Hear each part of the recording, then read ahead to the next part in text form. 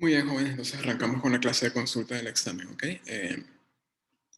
Sean bienvenidos en plantear las dudas que tengan y, bueno, como les decía, vamos a tratar de cubrir una duda por persona en caso de que todos tengan dudas. Si no, bueno, nos concentramos únicamente en la gente que pregunte. Bien, pero es su clase de consulta, entonces ustedes deciden cómo quieren llevarla.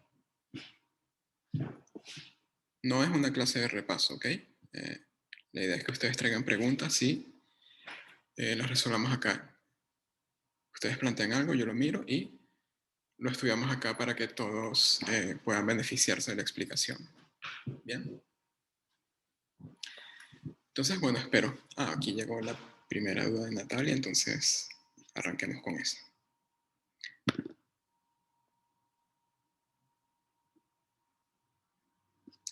Permíteme un segundito. Ya.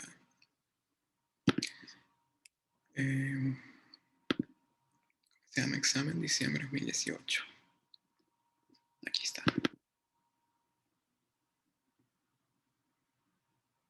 Ok, vale, perfecto. Bien. Bueno, les comento en qué consiste la duda de Natalia, ¿sí? Dan un par de integrales impropias y bueno, hay una serie de 4 opciones y básicamente las opciones lo que dicen es si ambas convergen, si ambas divergen, si una converge y la otra diverge, cosas de ese estilo, ¿bien? Entonces, bueno, vamos a analizar cuáles son las dos integrales, las vamos a anotar acá y vamos a estudiar cada una, ¿bien? Este tema es súper importante, integrales impropias. Entonces, bien, la primera integral es la siguiente. De 0 más infinito de la función seno de x diferencial de x partida por x al cuadrado por 1 más exponencial de x. Esa es una. La otra va de menos infinito a infinito y la función es 1 sobre 1 más valor absoluto de x y 1 más raíz del valor absoluto de x. Bien. La llaman 1 y a esta la llaman 2. Bueno, entonces vamos a determinar la convergencia de esas integrales impropias, ¿sí? Permítame un momento que entró más gente en la sala. Ok. Bien. Bueno, les pregunto, a ver, vamos a concentrarnos primero en la integral impropia número 1, ¿sí? ¿Qué es lo primero que uno tiene que identificar en una integral impropia antes de poder estudiar su convergencia? A ver, ¿quién me dice? Vamos a ver qué tanto han estudiado. Esta de acá. ¿Qué tengo que chequear primero para poder arrancar el ejercicio?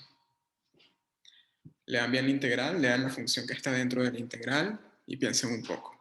A ver, ¿en qué uno debe fijarse?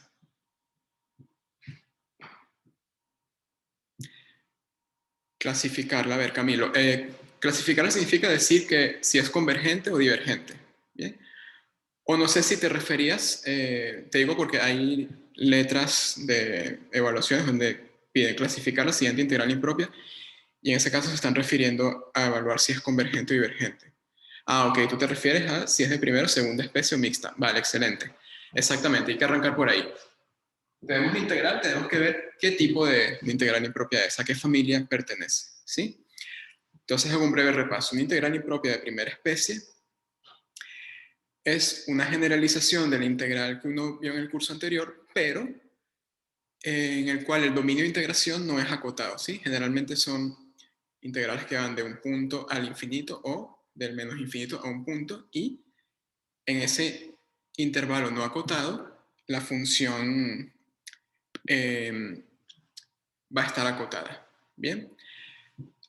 En las de segunda especie se invierten los roles. ¿En qué sentido? Uno estudia la integral sobre un dominio acotado, pero en ese dominio la función no va a ser acotada. Sí, por lo general lo que ocurre es que hay algún puntito allí en ese dominio de integración donde la función presenta problemas Y generalmente lo que pasa es que la función, si uno se aproxima a ese punto del dominio de integración, se va a más infinito o menos infinito. ¿Ok? Y bueno, mixta, sí, dentro del integral presenta los dos tipos de problemas, el integral de primera especie y el integral de segunda especie. ¿Ok? Entonces, bueno, habiendo repasado eso, este integral que está acá, seno de x partido por x al cuadrado por 1 más e a la x. ¿De qué tipo será? ¿De primera especie o de segunda especie? Vamos a ver. ¿Cómo es el dominio de integración? El dominio de integración es de 0 a infinito. Entonces, como va de 0 a infinito, es al menos de primera especie, ¿ok? Les pregunto, ¿será de segunda especie también? ¿Qué creen ustedes? Bueno, ¿qué creen? No. ¿Qué deducen? Recuerden que para saber si es de segunda especie hay que mirar puntos donde el integrando presente problemas. Por acá Ezequiel dice, es mixta en cero y problemas. Muy bien, Ezequiel. Exactamente. Ezequiel dice que en el punto cero hay problemas. ¿Por qué?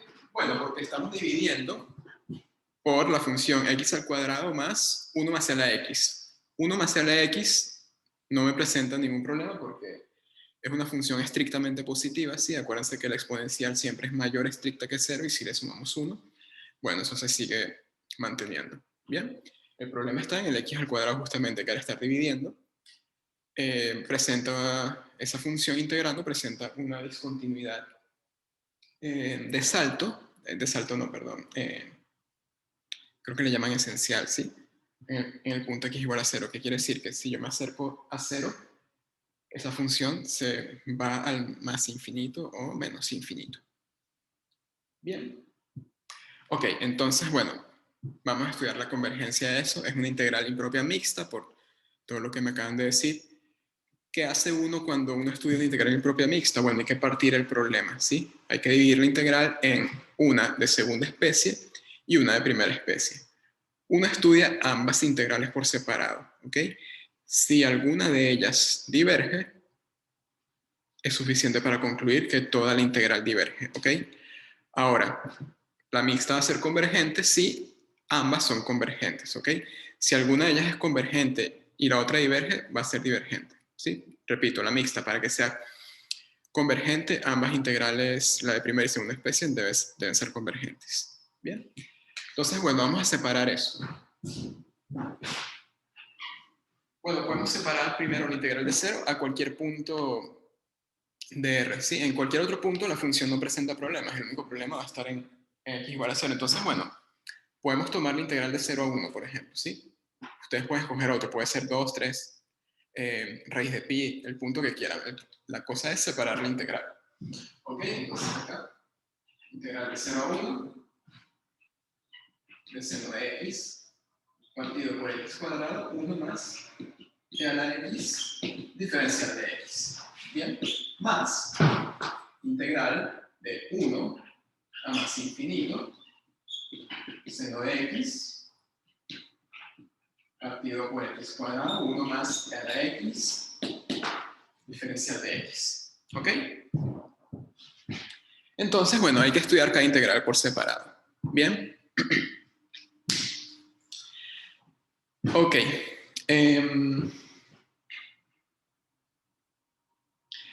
Para determinar la convergencia o divergencia de una integral, uno tiene una serie de herramientas, recuerden, que se llaman los criterios de convergencia.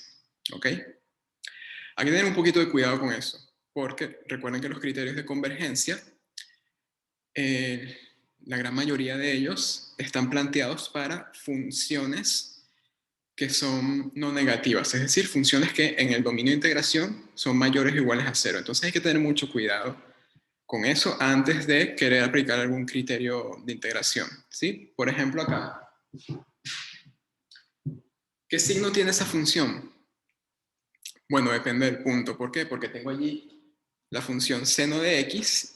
¿Y cuál es el problema con seno de x? Bueno, que seno de x toma valores entre menos 1 y 1. Entonces, en particular, van a haber valores que son positivos y negativos, ¿sí?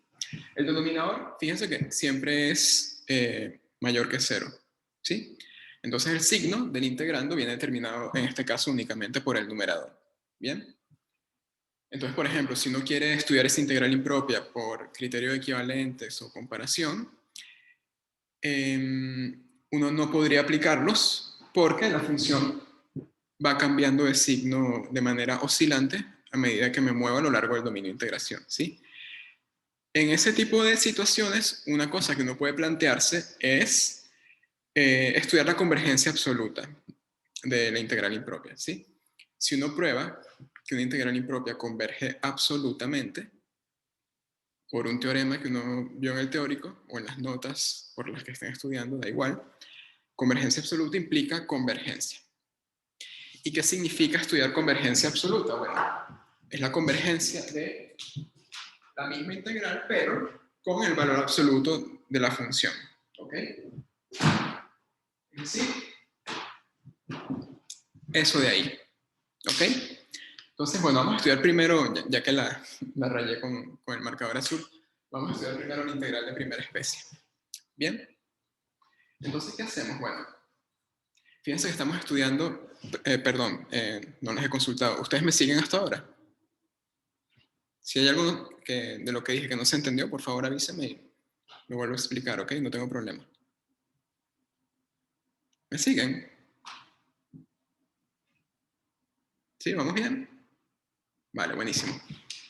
Ok, entonces, bueno, vamos a estudiar primero esto. Estamos estudiando convergencia absoluta, como les decía.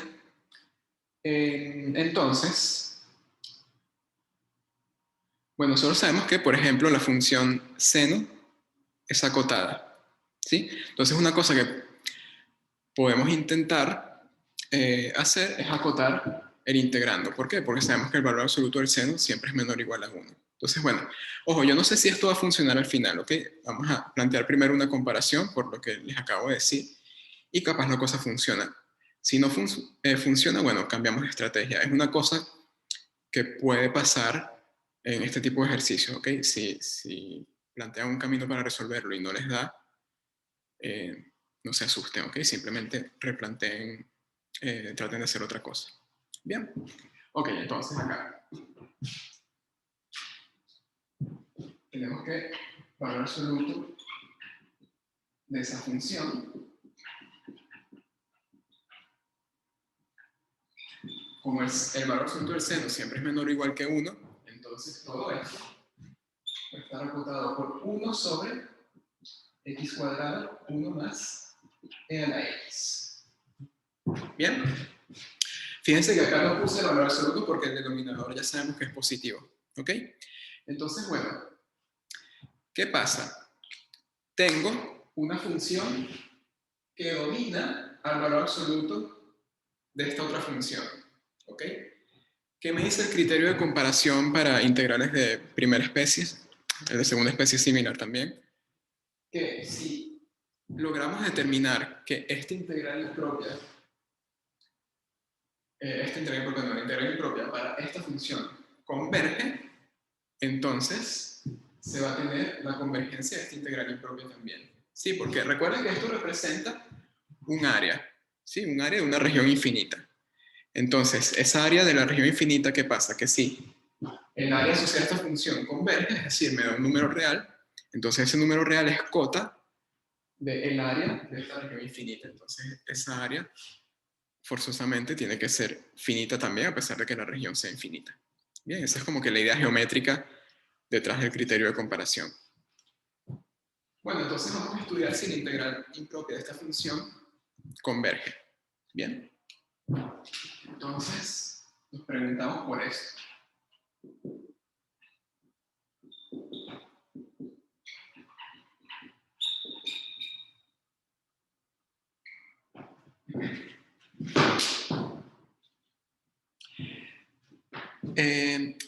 De hecho, podríamos hacer algo más, pero bueno, les voy a dejar que piensen un poquito, ¿ok? A ver, ¿ustedes qué sospechan con esa integral impropia que está ahí? ¿Qué creen? ¿Que será convergente o divergente? Y según lo que sospechan, díganme por qué piensan tal o cual cosa, ¿ok? A ver, véanla por unos segundos y díganme. Imagínense que están en el examen, ¿ok? ¿Qué creen ustedes con esta integral?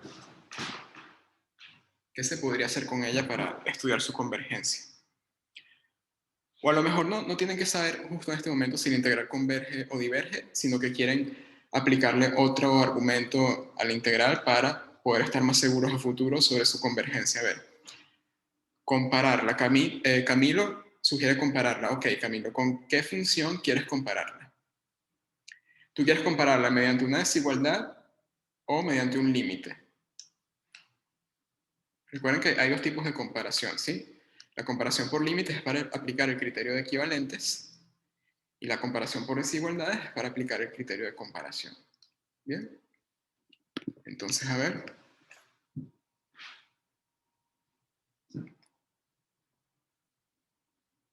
Excelente, Camilo, me leíste la mente. Muy bien. Camilo dice que la función 1 sobre x cuadrado es mayor que esta que está acá. Y eso es correcto, porque acuérdense lo que les dije al principio del ejercicio, que 1 más de a la x es mayor, bueno, les había hecho mayor que 0, pero en realidad es mayor que 1, ¿ok? Entonces, ¿qué pasa? Pues multiplicamos, por ejemplo, por x cuadrado, como x cuadrado es mayor o igual a 0, la desigualdad se mantiene, y bueno, esto lo puedo voltear ahora,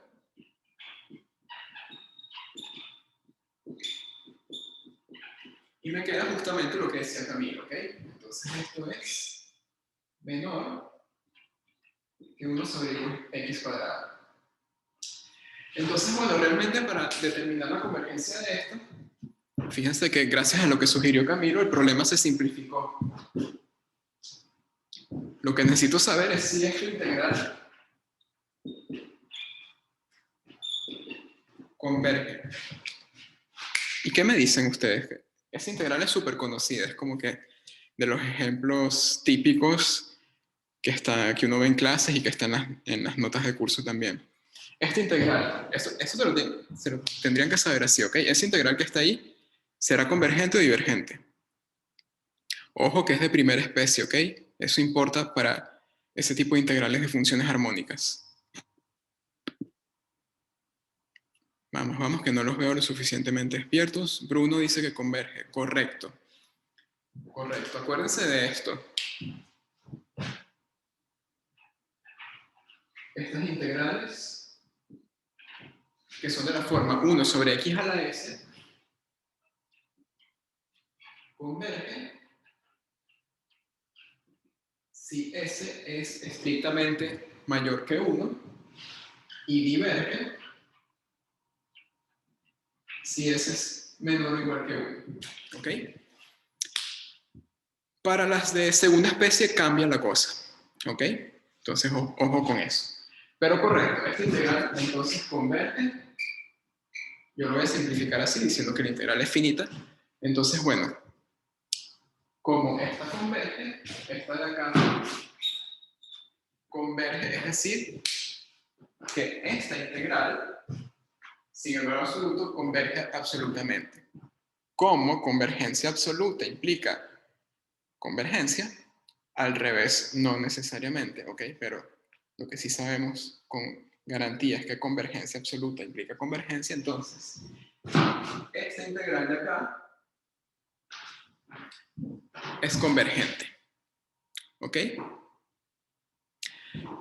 Menciono una cosita para que la tengan en cuenta.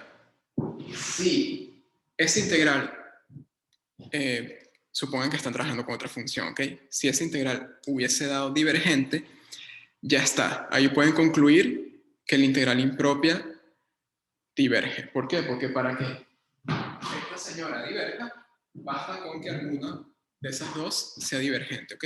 Pero bueno, en este caso nos dio convergente, entonces para poder concluir sobre toda la integral mixta hay que estudiar la otra, la de segunda especie. Bien, entonces bueno, vamos entonces con la otra integral. ¿Todo bien hasta ahora? ¿Me siguen?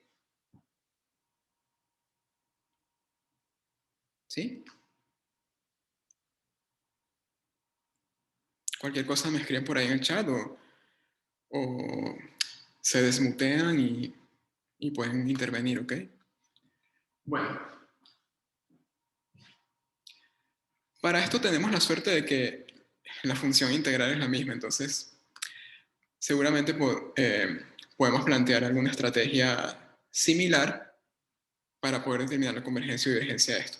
Aquí hay que tener en cuenta una cosita más, que entre 0 y 1, la función seno, recuerden que entre 0 y 2pi, entre 0 y, no, perdón, entre 0 y pi, la función seno es mayor o igual a 0. Y bueno, como 1 es menor que pi, entre 0 y 1, la función seno va a ser mayor o igual a 0. Entonces, bueno, la función toda que aparece dentro del integral es mayor o igual a 0. Entonces acá en este caso ya no me tengo que preocupar por convergencia absoluta. ¿Ok? Eso para arrancar. Entonces, bueno, soy libre de aplicar la artillería de criterios de convergencia según lo que queramos hacer. Bien. Ahora, fíjense una cosa. Si uno intenta aplicar esta estrategia, hay un problema.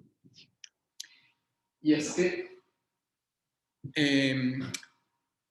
para el caso de la integral impropia segunda especie de 0 a 1, aquí tendríamos la integral de 0 a 1 de 1 sobre x al cuadrado. El problema es que esa cosa diverge. Y si yo comparo por arriba con una integral impropia divergente, eso no implica que la integral de abajo sea divergente también. ¿Ok? Lo que me sirve es que si la de arriba converge, ok, entonces la más pequeña converge también. O, bueno, si no consigue hallar una función a la cual esta función domine y la integral que sea menor a esa integral de allí sea divergente, entonces, bueno, uno podría garantizar que esa integral es divergente. Lo que les quiero decir con todo esto es que este argumento no va a servir para esta integral. Ojo, repito. Si acá ustedes, en lugar de esto, tienen esto, acá este resultado cambia. ¿Ok?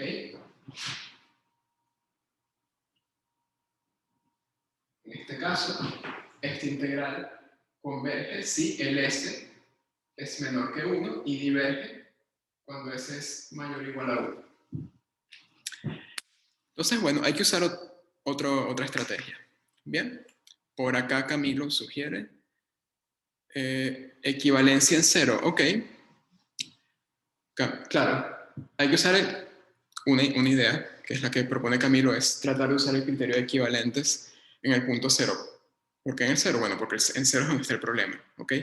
Recuerden que el criterio de equivalentes, para yo poder aplicar, necesito estudiar cierto límite en el infinito para integrales de primera especie o en el punto donde la función presenta problemas, que es en el caso que tenemos aquí, que es una integral de segunda especie. Bien. Ahora, ¿qué límite tenemos que estudiar? Bueno, generalmente es el límite de la función que estoy integrando partido por otra función que uno usualmente llama g, que es la función por la cual uno quiere comparar y sobre la cual yo sé ya de antemano si la integral impropia de esa función con la que estoy comparando es convergente o divergente. ¿Ok? Entonces hay que buscar una función lo suficientemente adecuada para comparar aquí. ¿Qué función podría ser? A ver, Camilo, ya que usted sugirió la equivalencia.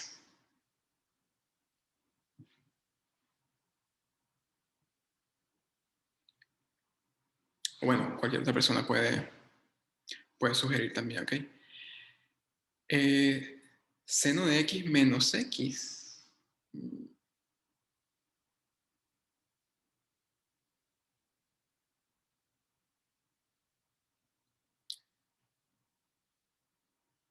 Ah, te entiendo. Ya.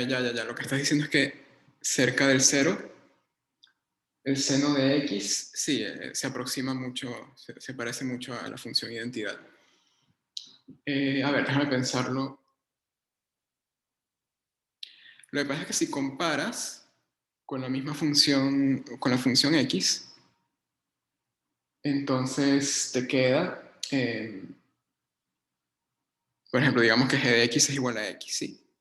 Tomamos el cociente de f de x, que es esta, por g de x, que es la función x, y te queda el límite cuando x tiende a 0 de seno de x partido por x al cubo por 1 más x. Y no sé si ese límite va a servir.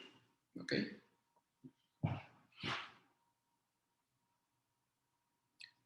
Sin embargo, hay una idea por allí que puede funcionar. Profe, con 1 sobre x no funciona. Perdón, Bruno, dime.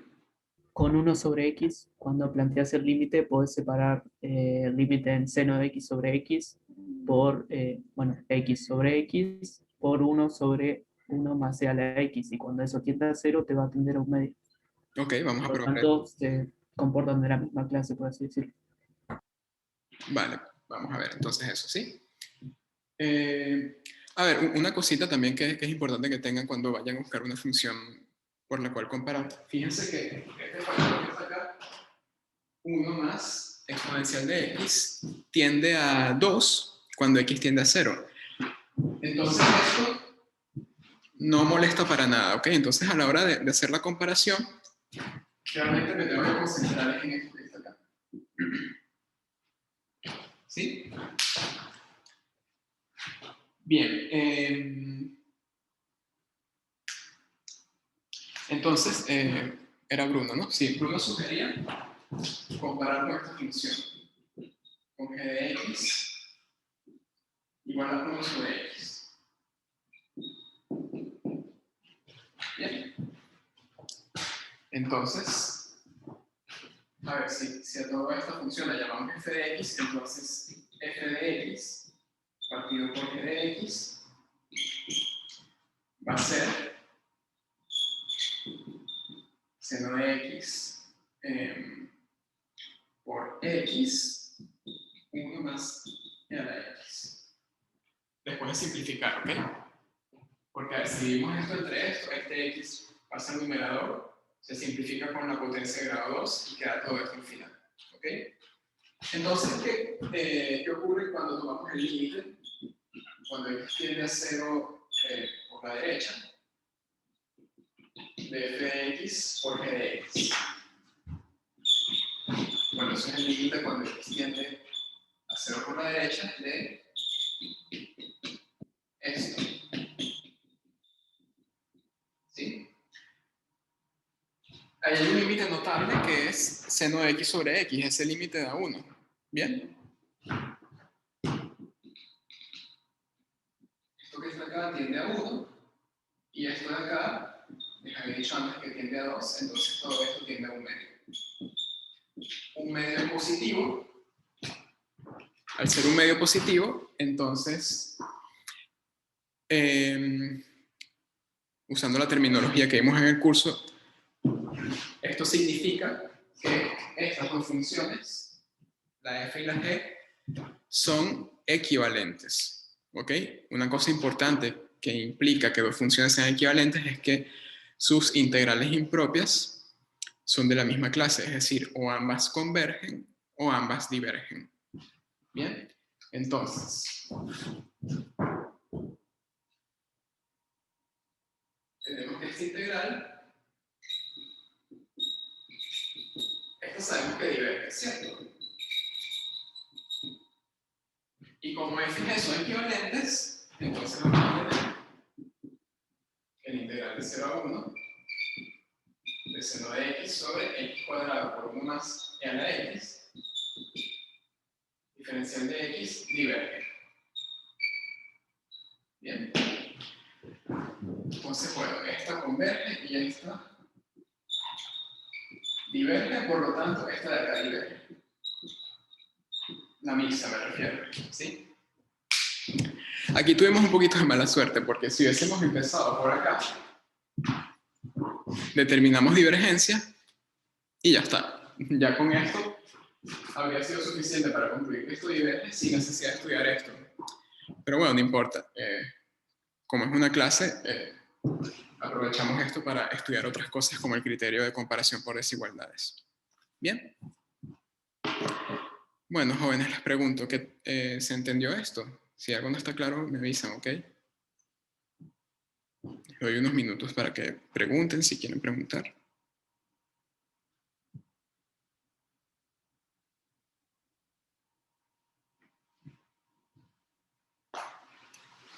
¿Sí se entendió?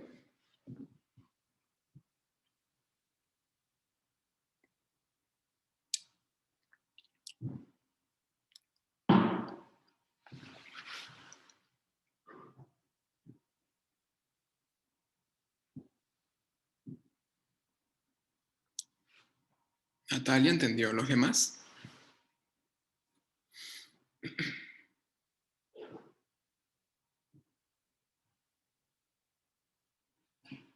Sí, seguros. Cualquier cosa me avisan, ¿ok? Bueno, ahora hay que estudiar esto.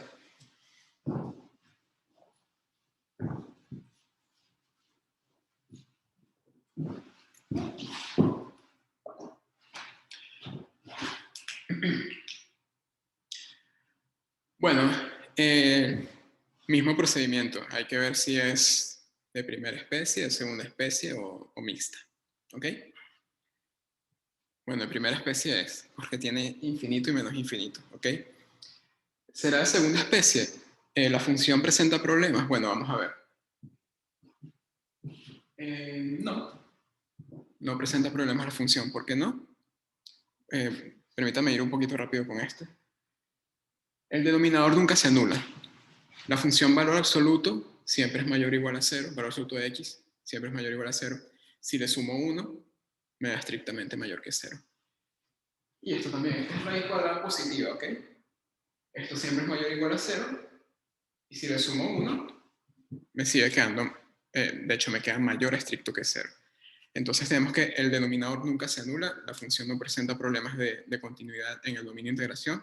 Entonces esa integral de allí es de primera especie, pero primera especie un poquito particular, porque no es de la forma de un punto al infinito o de menos infinito a un punto, sino es de menos infinito a infinito.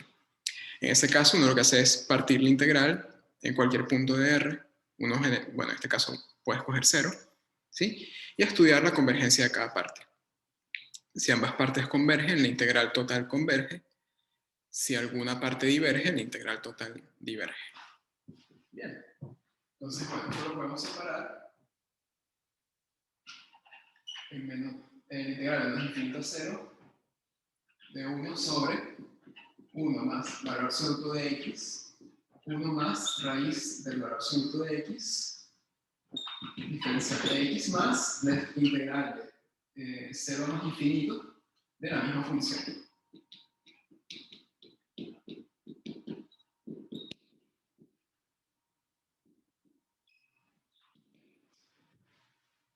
No puedes separar en el punto que quiera, ¿ok? Pudieron haber tomado 1, 500.000, menos raíz de pi multiplicado por e, cualquiera, pero generalmente eso no importa. Acá conviene más separar en 0, ¿por qué? Porque a la derecha de 0, valor absoluto de x vale x, y a la izquierda vale menos x.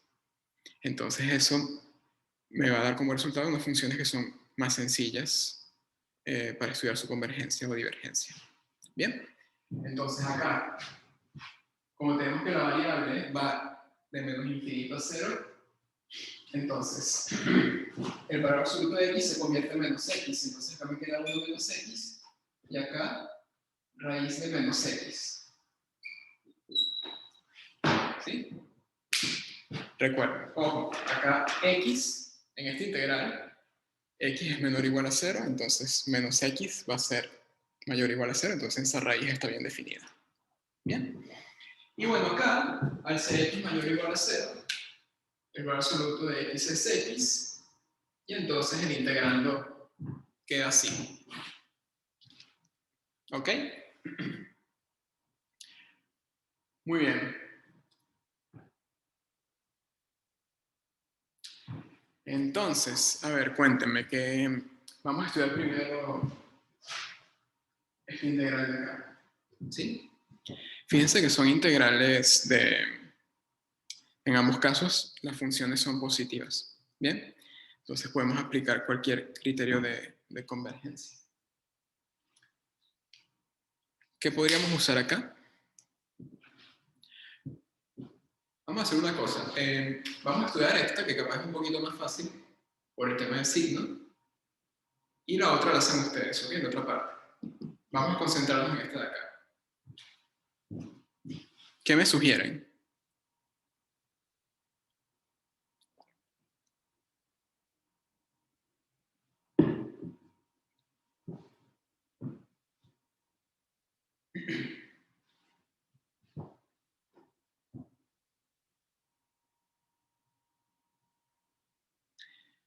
Les doy una sugerencia, ¿ok? El orden de esto es 1, el orden de esto es 1/2, el orden de la multiplicación sería 3/2. Entonces, a ver.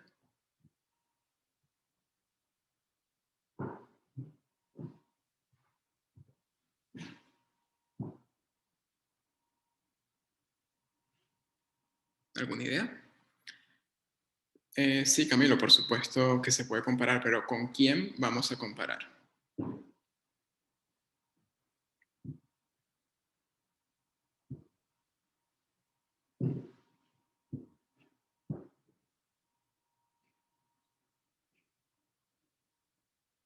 Vale, perfecto. Vamos a probar con eso, a ver si funciona.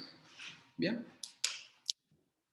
Camilo propone comparar con la función g de x igual 1 sobre x a la 3/2. Bien. Entonces, bueno, si a esto lo llamamos f de x, recuerden que si vamos a comparar, tenemos que estudiar el límite del cociente entre f de x y g de x. ¿Sí? Entonces, ¿cuánto da este cociente? Bueno, eso queda x a la 3/2 partido por 1 más x, 1 más raíz de x. ¿Sí? Y bueno, esto lo pueden ver como... Yo lo voy a separar a propósito a efectos de estudiar el límite dentro de unos segundos. ¿Bien?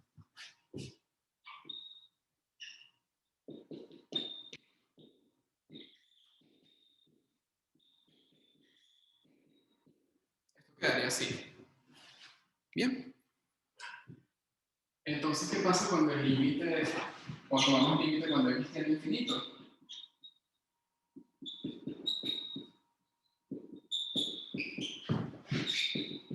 Bueno, aquí hay límite cuando x tiende a infinito. Esa separación que hice allí al final.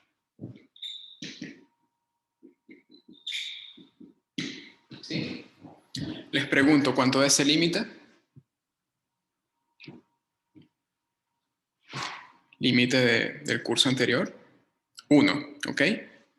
Da 1 porque este es un polinomio de grado 1, este también, entonces el límite sería los coeficientes que acompañan los términos de mayor grado, en este caso ambos son 1, entonces el límite da 1. Y por un razonamiento parecido, el otro límite de esta cosa da 1 también, ¿ok? Entonces este límite da 1. Ah, perfecto, entonces las funciones f y g son equivalentes y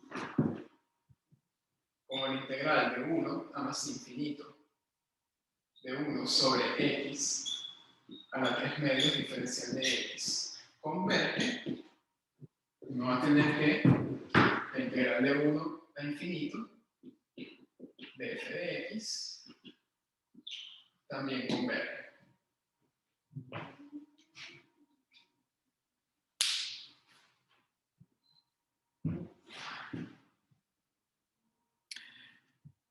A ver si están pendientes. Porque yo puse la integral de 1 a infinito. No fue un error. ¿Ok?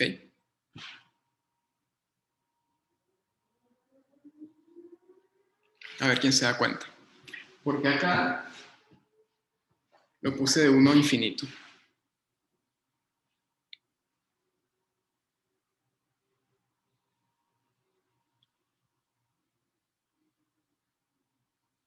Exactamente. En 0, en el punto 0 esta función tiene problemas. Entonces, para yo hablar de convergencia, tengo que arrancar de un punto diferente de 0.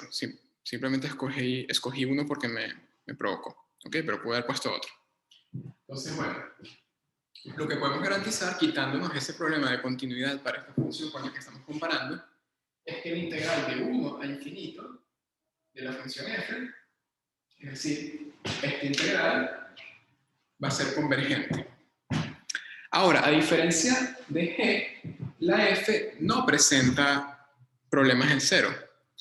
Entonces, bueno, para tener la integral total de 0 a infinito que sea convergente, bueno, uno la separa de 0 a 1.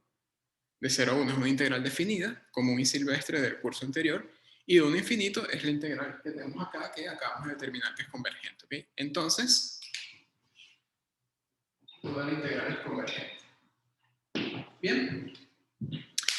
Es como el tema de series que de repente ustedes están aplicando algún criterio, alguna comparación, ¿sí? Y concluyen que cierta serie que están estudiando converge, pero es la serie, pongámosle, de n igual 4 a infinito. Esa serie converge. Pero ustedes les mandaron a estudiar la convergencia de la serie que empieza en 1, n igual a 1 infinito. Ah, bueno, pero si a partir de 4 converge, a partir de 1 también va a ser convergente, porque lo que hay que hacer es sumar la serie 3 términos más y me va a seguir quedando un resultado, un número real, es decir, va a ser convergente. ¿Ok? Bueno, algo parecido pasa aquí. Entonces, esta integral converge.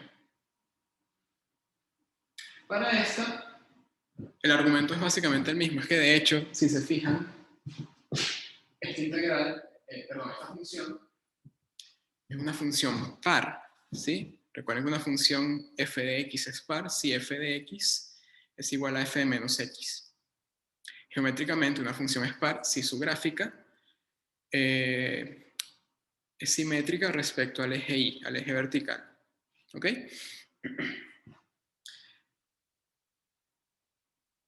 Entonces, bueno, como la función es par, el pedazo de área que representa esta región es el mismo que representa esta. Entonces, la otra parte va a ser convergente también.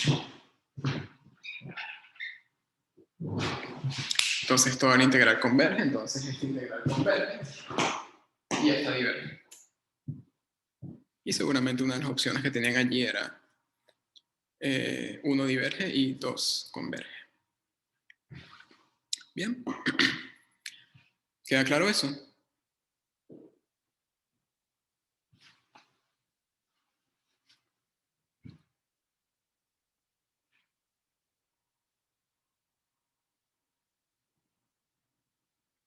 ¿Sí? ¿Se entendió? Todos.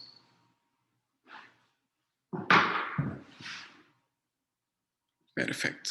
Muy bien. Bueno, pasemos entonces a la segunda consulta. Por acá Bruno mandó algo. Bueno, antes de eso, Agustín pregunta si se puede hacer comparación por desigualdad. Sí, también. Correcto, Agustín, también puedes hacerlo perfectamente, porque tienes, por ejemplo, que 1 más x es mayor que x y 1 más raíz de x es mayor que raíz de x. Entonces, ese denominador es mayor que x a la 3 medios. Entonces, cuando volteas, haces comparación y te va a salir el mismo argumento. ¿Bien?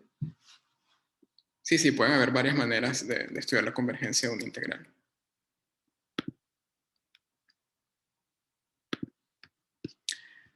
Bueno, permítanme un momentito que abro el documento que me mandaron recién.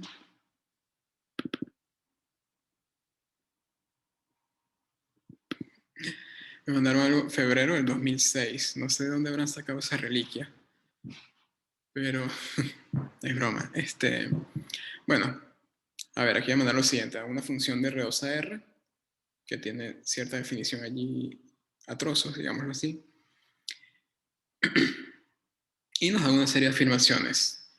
F es continua y derivable en el punto 0, 0. Derivable, debería decir diferenciable en lugar de derivable. Ok, pero bueno. Y diferencial en 0, 0. Nos dan las derivadas parciales.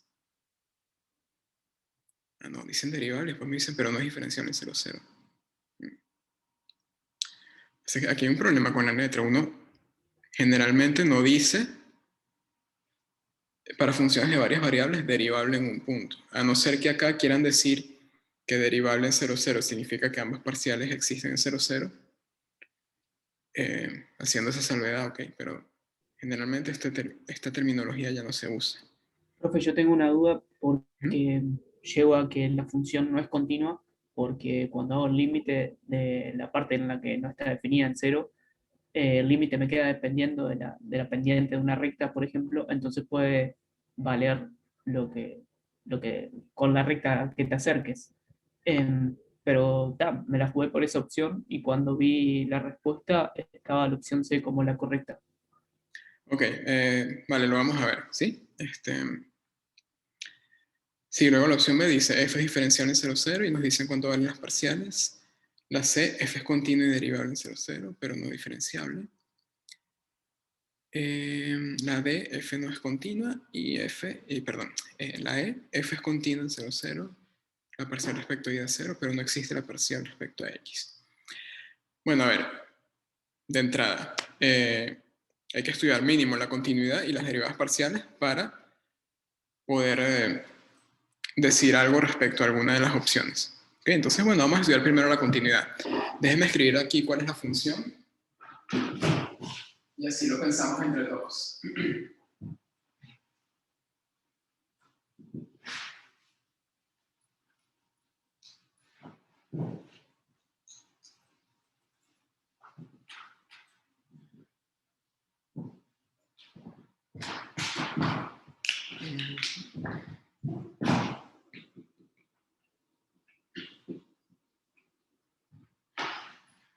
Como era la cosa exponencial de menos x partido por y al cuadrado.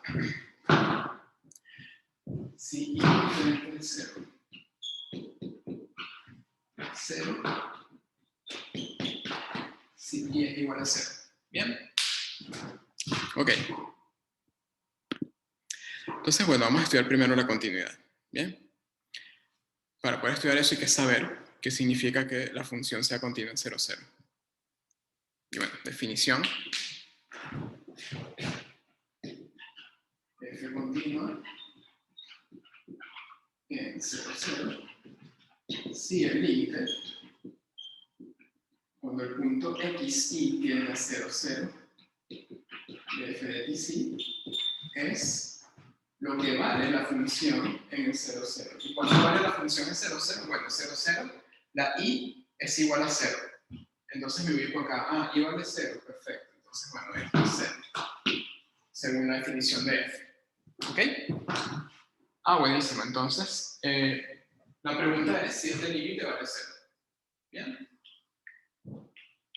Entonces, bueno, como tenemos una función que es a trozos, el límite hay que partirlo en un par de regiones del dominio, ¿sí? Porque a lo largo del eje del eje y igual a 0, la función es constantemente igual a 0, pero fuera de ese eje, la función vale eso.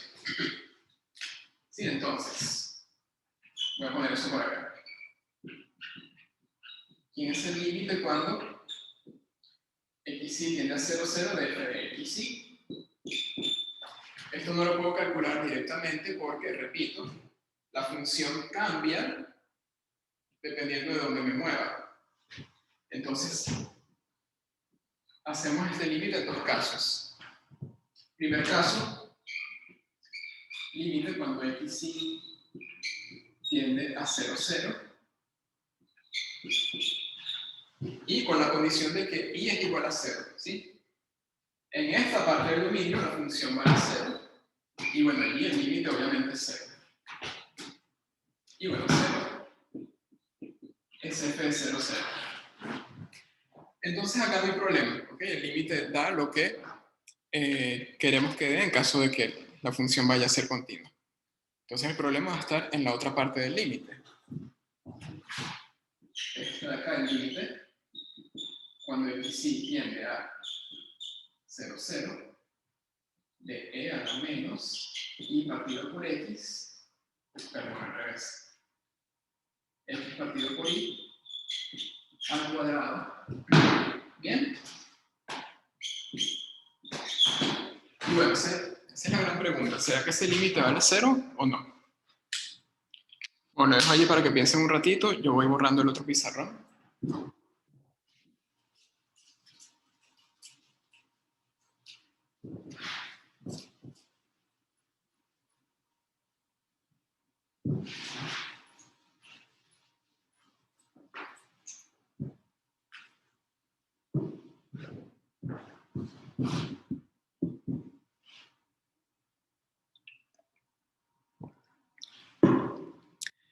Creo que fue Bruno el que había preguntado que había intentado hacerlo por límites direccionales y la cosa daba diferente dependiendo de la recta que uno utilizara. ¿Puede ser? Sí, profe, dice eso. Ok. Bueno, vamos a intentar hacer eso primero y vamos a ver si hay algún problema o si podemos concluir algo a partir de allí.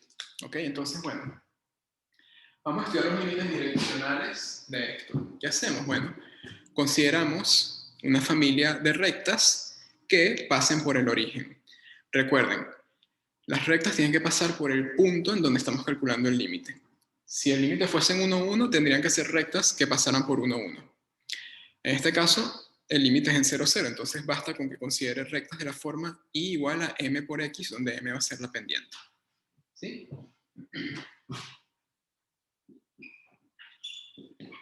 Bueno, entonces vamos a ver cómo se comporta la función a lo largo de esas rectas. Es decir, calculamos f de x, m por x. Esto es exponencial de menos x sobre mx al cuadrado. Fíjense una cosa, que para que esa evaluación tenga sentido, m tiene que ser diferente de 0. ¿Sí?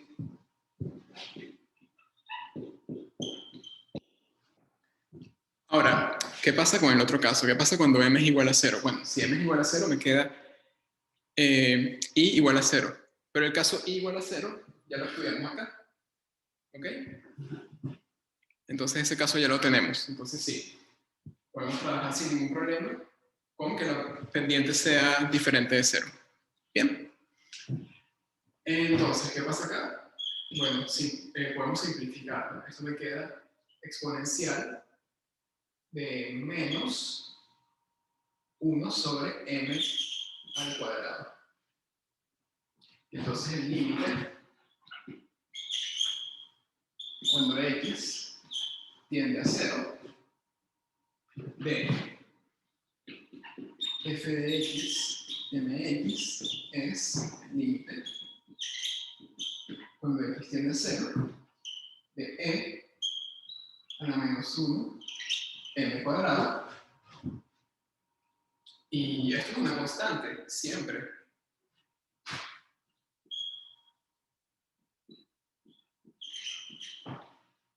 Y no solo es una constante diferente de 0.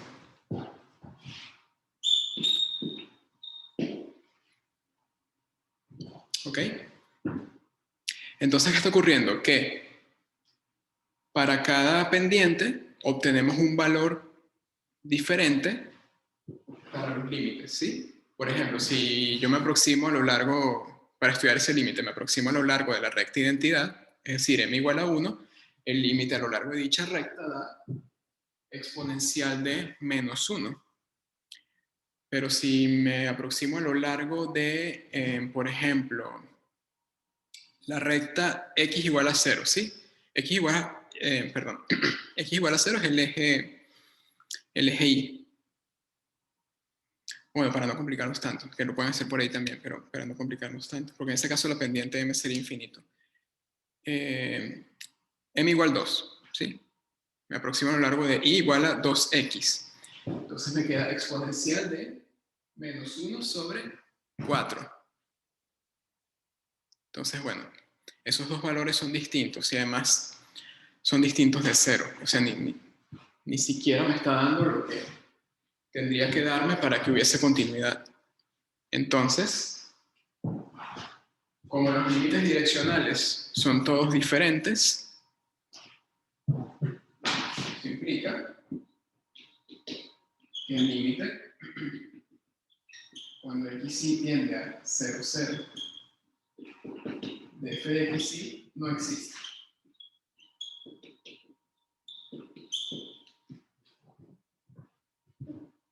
Y si no existe, la función no es continua.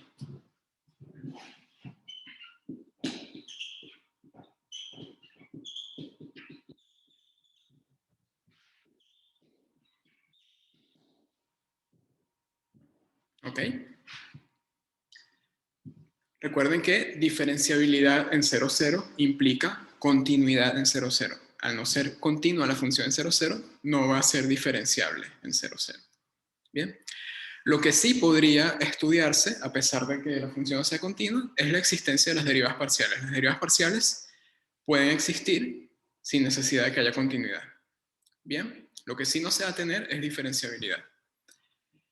Entonces, Bruno, tú me comentabas que al parecer la solución se indicaba que era otra, ¿no? Pero no.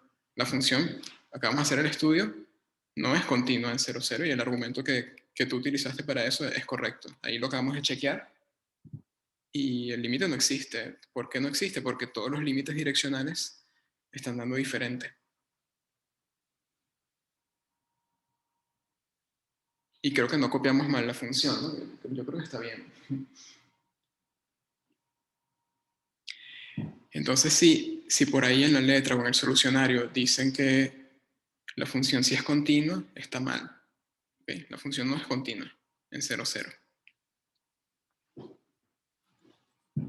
Déjenme leer de todas maneras para estar seguro, capaz están preguntando por algún otro punto por allí, pero no. Todas las preguntas las están haciendo en 0, 0.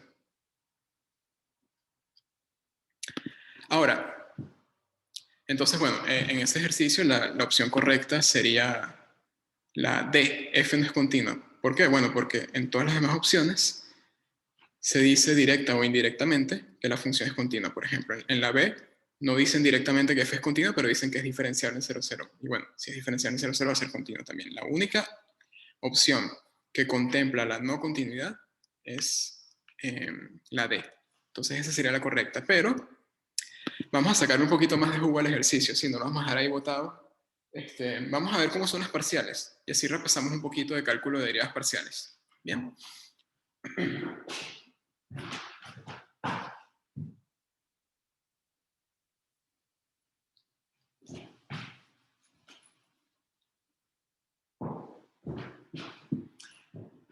Entonces, bueno, el cálculo de derivadas parciales en un punto puede hacerse de dos maneras, ¿sí? Si en el punto la función no presenta ningún problema, por ejemplo, si yo les pido las parciales en el punto 1, 1, bueno, el punto 1, 1 está en esta región, ¿sí? Entonces allí como calculo las parciales, bueno, yo puedo derivar esto parcialmente respecto a x y respecto a y, usando las reglas de derivación que ya conocen, y luego sustituir en 1, 1. ¿Ok? ¿Qué hace mucha gente? Es un error que vi en el parcial, se los voy a comentar para que no lo hagan en el examen, ¿ok?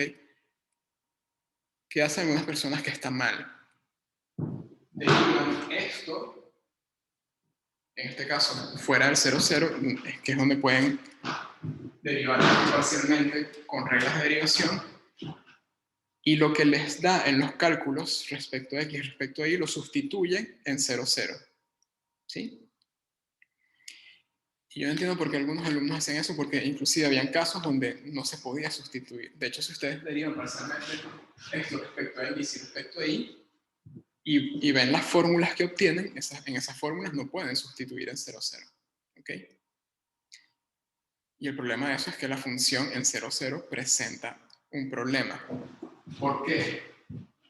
Bueno, porque en 0, 0 nos ubicamos acá en toda esta recta, que es la recta y igual a 0, la función vale una cosa, pero fuera de ella vale otra cosa. Entonces, como tengo dos fórmulas, digámoslo así, para la función, dependiendo de en qué región yo me esté moviendo cerca del punto, yo no puedo llegar y derivar directamente eso y sustituir. No, ¿por qué? Bueno, porque en este punto la función puede cambiar de comportamiento. Por ejemplo, si yo me voy aproximando el punto por acá, sí, allí la función vale esto, pero también puedo moverme así, por ejemplo.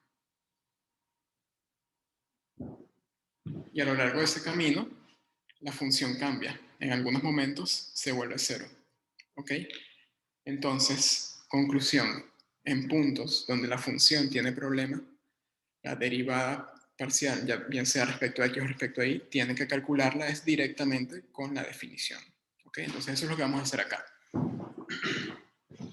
¿Cómo sería entonces? Vamos a hacer solamente respecto a x, ustedes hacen respecto a y. ¿Sí? Pero el cálculo es muy parecido. Bueno, ¿qué es esta derivada parcial? Bueno, la definición me dice que esto es el límite cuando h tiende a 0 de f de quién?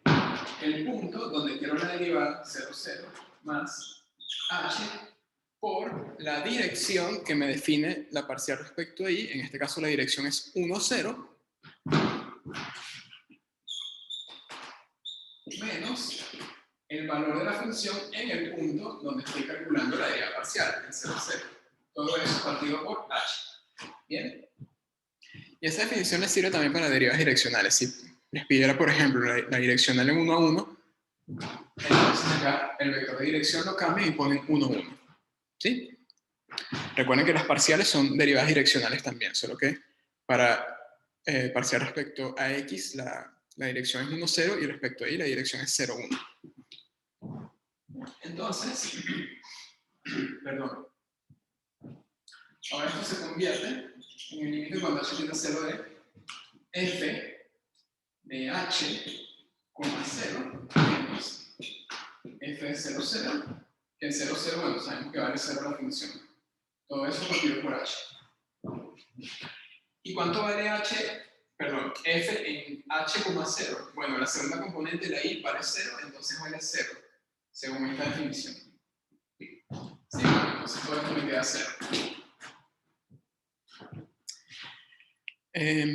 Cambio de opinión. Vamos a hacer la parcial respecto a x, respecto a y porque no es análoga.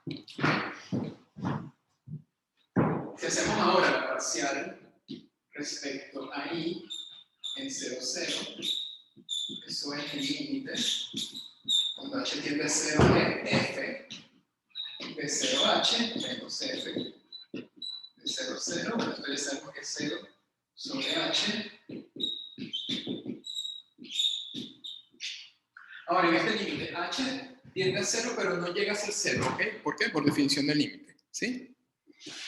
Entonces acá, en este par, h no vale 0. Entonces, f de 0h, ¿quién es? Bueno, lo evalúo según esto, porque estoy justamente con esta condición de acá. Solamente que y va a ser h en este caso.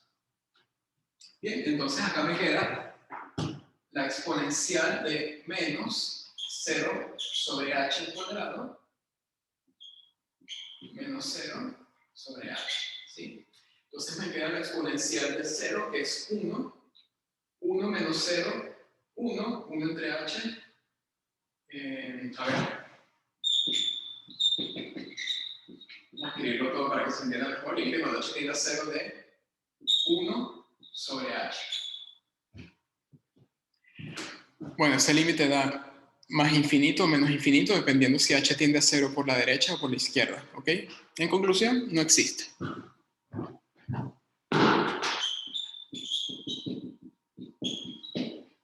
Bien.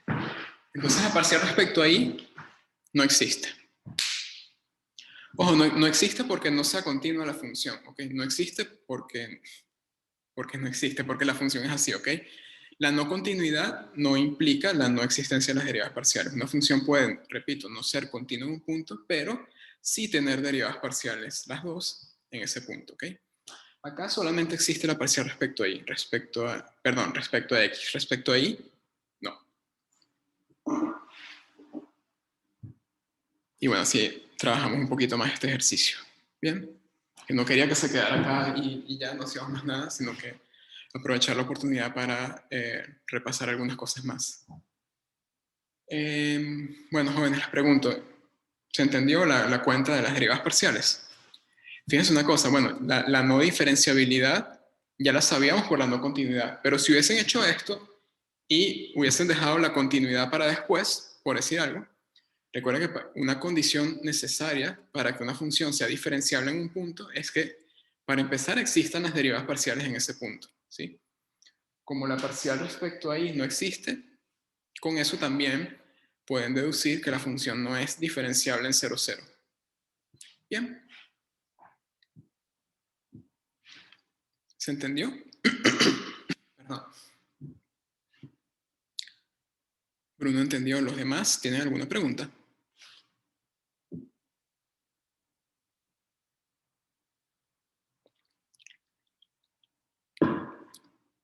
¿No?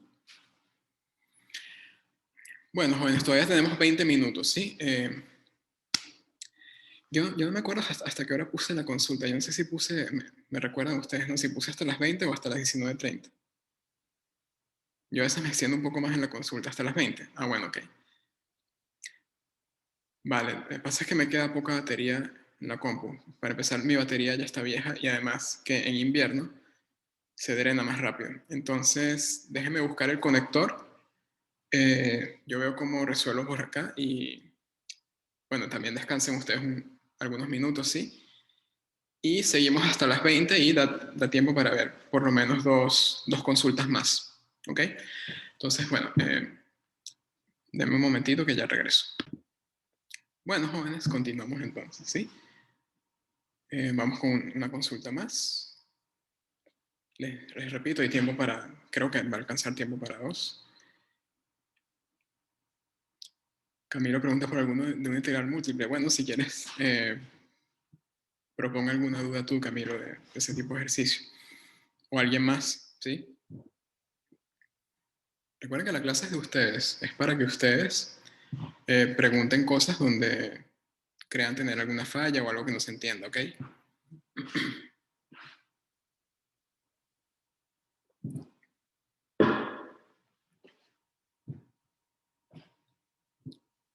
Yo los escucho. Mientras tanto voy a hacer algo de tiempo, voy a ir borrando acá.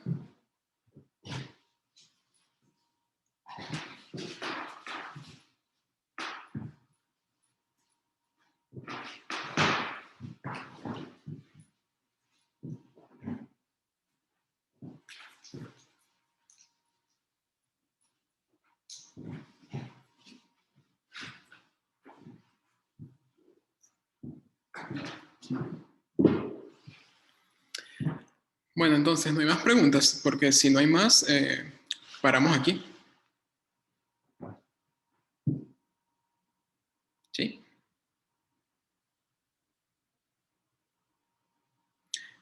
Vale, Bruno, si más nadie quiere preguntar, adelante. Ok, ya Bruno mandó el ejercicio de integrales. Diciembre 2004.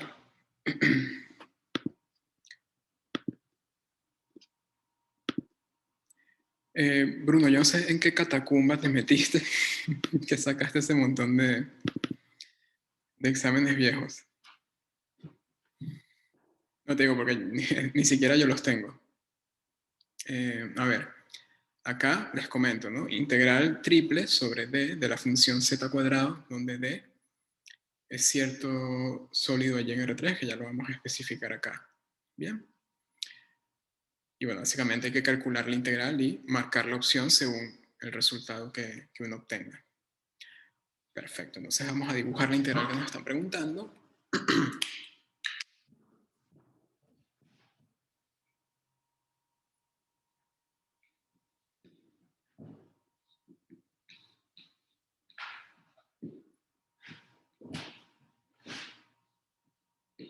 Y nos dicen que el dominio de integración son dos puntos en R3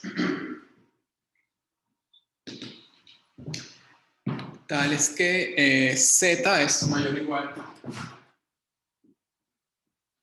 a 1 sobre la raíz de 2 y x cuadrado más y cuadrado más z cuadrado es menor o igual a 1.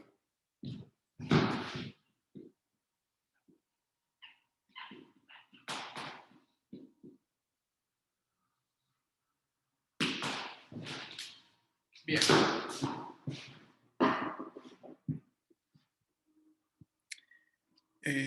A ver, ¿dónde están? Por acá.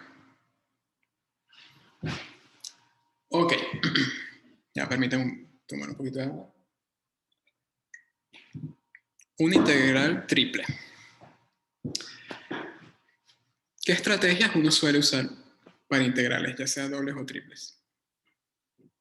Bueno, uno la mira por unos segundos detenidamente, la contempla, ve sobre cuál región tiene que integrar, todo eso, ¿no? Hay una serie de factores. Recuerda que a diferencia de las integrales unidimensionales del curso anterior, las integrales triples, no se pueden integrar, calcular directamente. Es decir, yo no puedo llegar a esta función, le saco la primitiva, entonces da tanto. No, ¿por qué? Bueno, porque acá los dominios de integración son más complejos. La idea detrás de una integral doble y de una integral triple también es convertir esa integral en una iteración de integrales unidimensionales, ¿sí? Uno lo que hace es integrar varias veces respecto a cada una de las variables de integración. Para integrales triples, uno integra primero respecto a y, luego respecto a x, respecto a y, luego respecto a z. O bueno, puede cambiar el orden también. El orden va a depender de cómo sea la región, de una serie de factores, ¿sí? Hay casos donde la región, o mejor dicho, la integral, puede verse favorecida por un cambio de variables, ¿sí? El saber si hacer un cambio de variables o no va a depender de qué tipo de región uno tenga, por un lado, y por otro, de la función que uno está integrando, ¿sí? Entonces, bueno, antes de saber si uno va a hacer un cambio de variables o no, antes de calcular, antes de todo eso, lo primero que uno tiene que hacer es fijarse sobre qué región uno está integrando. Si uno no identifica bien la región integral, básicamente todo lo que sigue les va a dar mal. ¿Okay? Entonces, podría decirse que dentro de lo que hay que saber para integrar, para calcular integrales múltiples, digamos que lo más importante es identificar el dominio de integración o representarlo gráficamente, ¿sí? Una cosa que ayuda mucho es dibujar. No tienen que ser expertos dibujantes, ¿ok? De hecho, yo no lo soy y creo que se puede entender lo que vamos a hacer a continuación. Entonces, les decía, un dibujo ayuda mucho. Allí tenemos un sólido, una región D, que está definido por un par de condiciones, un par de desigualdades.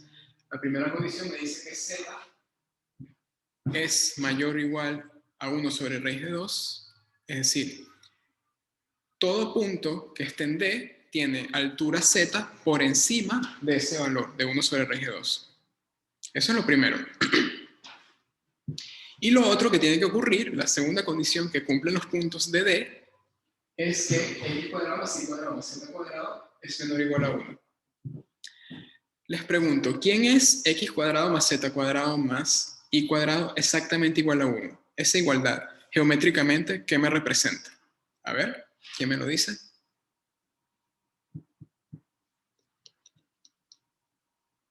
Una esfera de radio 1, le falta, Camilo, eso le falta. Sí, es una esfera y tiene radio 1, pero ¿qué más necesito para identificar esa esfera? Hay muchas esferas de radio 1. Exactamente, centro 0. La igualdad de esto es la esfera de radio 1 y centro en el origen. Entonces, ¿qué representa geométricamente cuando tomamos menor o igual?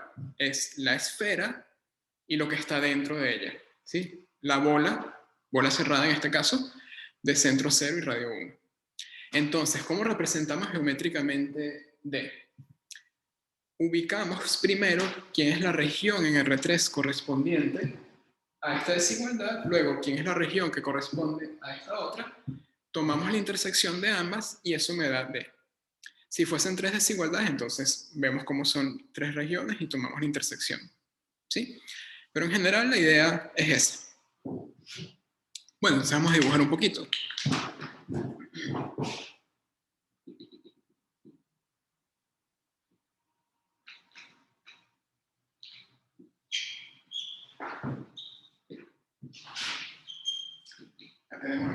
los ejes coordenados X y Z.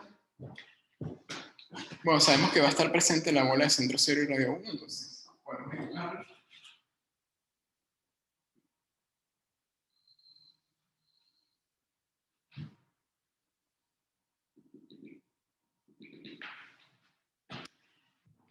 Y lo otro que me están diciendo, a ver, para empezar, todos los puntos de D están adentro de esa bola, todos. ¿Por qué? Porque cumplen con eso.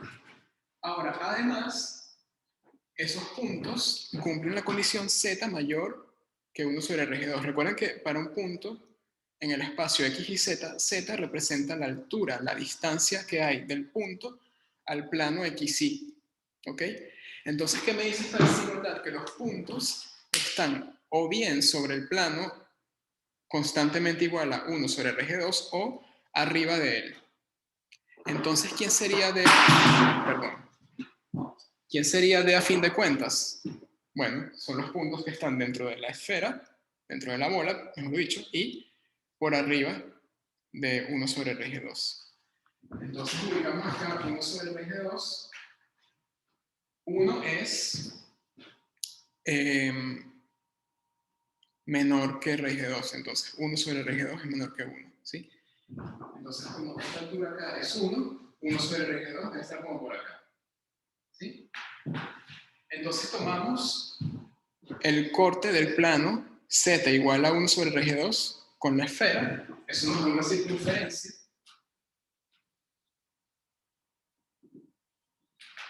Sí, estoy dibujando los cortes para ubicar el dominio resultante de al final, ¿ok? Entonces, todos los puntos que estén sobre este plano están en D. Bueno, sobre este plano y dentro de la bola, ¿sí? Es decir, toda esta especie de piso que está en azul está en D. Y lo que está arriba de él y dentro de la bola también. Entonces, todo esto va a ser la región D. Es como si fuera la cabeza de un niño y el niño tuviese puesto una gorrita. Entonces, la región integral sería... qué grotesco. Sería toda la masa encefálica que está delimitada por la gorrita. ¿Se me entiende?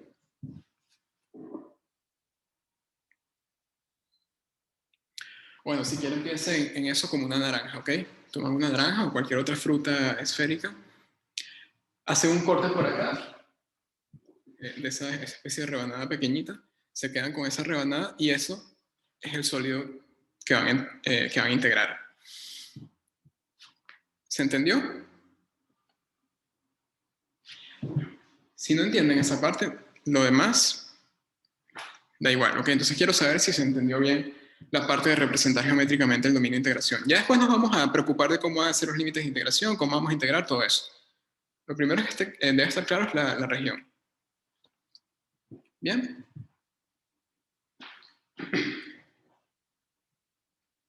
Bueno, si se entendió, continuamos, ¿ok? Cualquier cosa, avísenme. Recuerden que esta es una clase para aclarar dudas. No se vayan con dudas. Bueno, iba a decir a su casa, ya están en sus casas. No se vayan a dormir con dudas en la cabeza, ¿ok? Porque eso es muy desagradable. Bien. Ahora, como les decía, ¿cómo calculamos el integral? Bueno, podemos hacer una serie de cosas, ¿sí?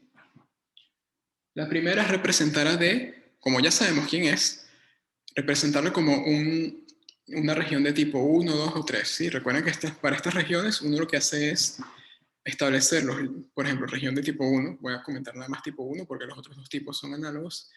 En tipo 1, uno dice de dónde a dónde, entre cuáles constantes se mueve la variable x, entre cuáles funciones de una variable se mueve la variable y entre cuáles funciones de dos variables se mueve z. ¿Sí? Vamos a hacer eso primero para hacer un repaso. No estoy diciendo necesariamente que el ejercicio salga por ahí, ¿ok? Pero bueno. Si es del tipo 1, para uno determinar los límites de integración constantes de x, uno mira el piso de la región, ¿sí? El piso de la región Para poder determinarlo, habría que calcular la circunferencia de intersección, ¿sí? Es decir, hay que resolver x cuadrado más y cuadrado más z cuadrado igual a 1 y z igual a 1 sobre raíz de 2. Ese sistema me determina la circunferencia de intersección entre la esfera de radio 1 y el plano z igual a 1 sobre raíz de 2. Entonces, ¿qué hacemos acá? Bueno, sustituimos esto acá. Esto me da x cuadrado más y cuadrado más un medio igual a 1, x cuadrado más y cuadrado igual a un medio. Entonces, esta circunferencia de intersección tiene centro 0, 0 y radio 1 sobre raíz de 2. Bien.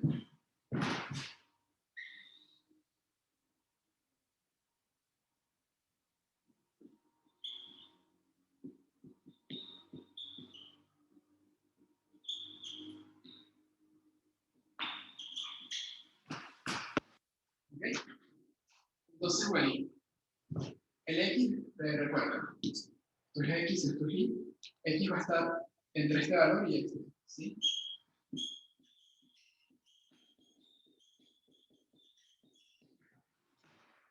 Ahora, ¿cómo determino los límites de variación de y?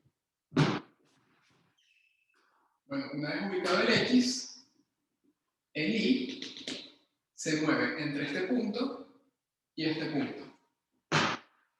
Y esos puntos yo los puedo determinar en función de x. ¿Quiénes son? Bueno, es lo que vale y en función de x en esta igualdad. Entonces despejo y. ¿Ok?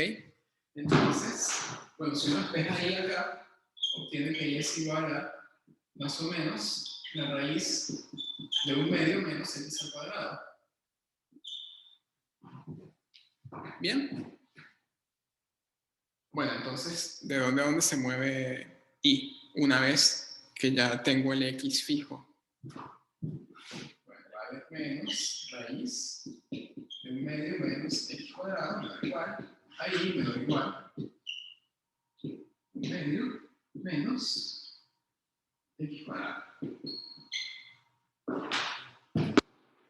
Y bueno, ahora finalmente, la z, ¿de dónde a dónde va? Bueno, la z se mueve entre este piso, que es el plano, y el techo de la esfera, ¿sí? La altura está entre el piso, repito, z igual a 1 sobre r2, y el techo de la esfera. Ese techo yo lo tengo despejando z de acá. ¿Ok? Un despeje fácil de hacer. La cosa es que al final queda 1 sobre raíz de 2 menor o igual a z menor o igual a raíz de 1 menos x cuadrado menos y cuadrado. ¿Sí? Entonces, esta integral uno la puede calcular como la integral de menos 1 sobre raíz de 2, 1 sobre raíz de 2, la integral de menos 1, perdón, menos raíz de, ¿cómo era? Un medio menos x cuadrado, y acá 1, un medio menos x cuadrado, y luego la integral de 1 sobre raíz de 2, raíz de 1 menos x cuadrado menos y cuadrado, de la función z cuadrado de z, porque z se mueve entre estas dos funciones, de y, porque y se mueve entre estas dos, y al final de x, porque se mueven las dos constantes, ¿sí? Ustedes pueden cambiar el orden de integración si quieren. Perdonen, que me salió la notificación de la batería. Permítanme unos segundos, ¿sí? No me cuelguen.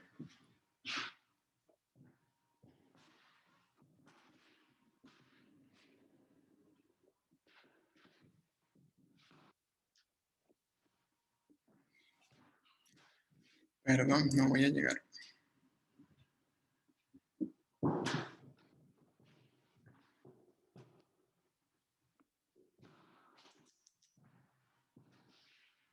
Ay, Dios. No está llegando el cable.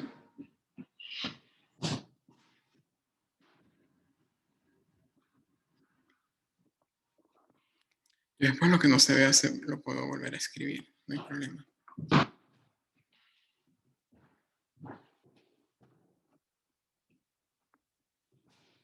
Bien, ¿no? Y entonces... Bueno, listo. Aquí sí tendría que funcionar.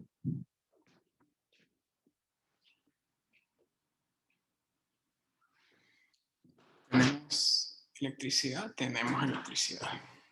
Bien.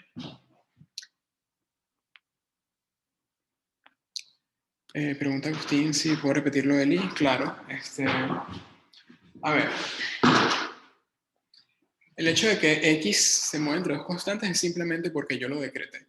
¿Okay? Pero ustedes pueden también decir, bueno, tomamos I entre dos constantes y en función de ese I determinamos entre cuáles funciones se mueve X. ¿Sí? Es el procedimiento que uno hace cuando trata de representar una región como de tipo 1, 2 o 3. ¿Bien? La cosa es que para X entre estas dos constantes, una vez tome alguna, la fijo y me pregunto, bueno, recuerden que Y sería la altura en el plano XY del punto XY. Entonces, si ya yo sé cuánto vale X, está fijo, me tengo que preguntar cuánto vale su altura. Y la altura se mueve entre esta curva y esta curva. ¿Esta curva quién es? Bueno, es menos la raíz de 1/2 menos X cuadrado. Sí, es la parte de abajo de la circunferencia. Y la curva de arriba es raíz positiva de 1/2, perdón, menos X cuadrado. ¿Sí? Entonces, como Y se mueve entre estas dos curvas, al saber quiénes son las curvas en función de X, tenemos esta desigualdad. Bien. Y para la Z es algo parecido, solo que en lugar de curvas son superficies. En este caso Z, la altura del punto X y Z en R3 se mueve entre la superficie que está más abajo, que es el plano Z igual a 1 sobre RG2, y la superficie que está arriba, que es el casquete superior de la esfera. ¿Cómo obtengo el casquete superior de la esfera? Bueno, despejo Z y me quedo con la raíz positiva. ¿Sí? La raíz negativa es el casquete inferior, el hemisferio sur. ¿Ok? Entonces es por eso que acá decimos que Z se mueve entre esta constante y entre esta función. Y bueno, haciendo eso, uno tiene esta integral. ¿Qué es lo que pasa? Que cuando uno empieza a integrar acá me va a quedar la primitiva z al cubo sobre 3 y luego tengo que evaluar entre estas dos funciones. Si nos vamos por allí, me va a quedar una integral sumamente complicada. ¿Ok? Entonces, cuando eso ocurre, uno, por lo general, lo que hace es plantear un cambio de variables. La idea de hacer un cambio de variables es que una integral que sea difícil se convierta en una integral muy sencilla de calcular. ¿Sí? Ojo, para proponer el cambio de variables lo pueden hacer desde el inicio, ¿sí? No tienen que darse cuenta de que el integral queda horrible para proponerlo. Pueden arrancar por ahí, ¿sí? Yo simplemente les quería dar esta explicación para que también repasáramos un poco de regiones de tipo 1, 2 y 3 y ver cómo sería la integral sin el cambio, ¿sí? Hay integrales que sí las pueden hacer directamente también, que no necesitan de un cambio de variables para calcularlas, o que el cambio de variables podría incluso complicarlas, ¿sí? Este no es el caso acá. Vamos a tener que hacer un cambio de variables para poder hacer bien la cuenta. ¿Cuál cambio de variables? Buena pregunta. Bueno, tenemos una región que está dentro de una esfera. Entonces, podemos hacer dos cosas. Un cambio a coordenadas esféricas o un cambio a coordenadas cilíndricas. ¿Sí? Ventaja del cambio de coordenadas esféricas, que me queda un integral, cada una de las integrales iteradas van a ser entre constantes. Generalmente queda así. Pero el cambio de variables es más complicado.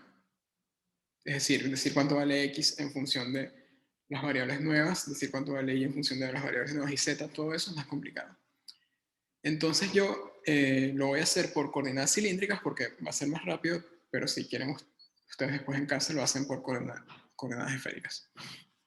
Bien. Entonces vamos a plantear coordenadas cilíndricas.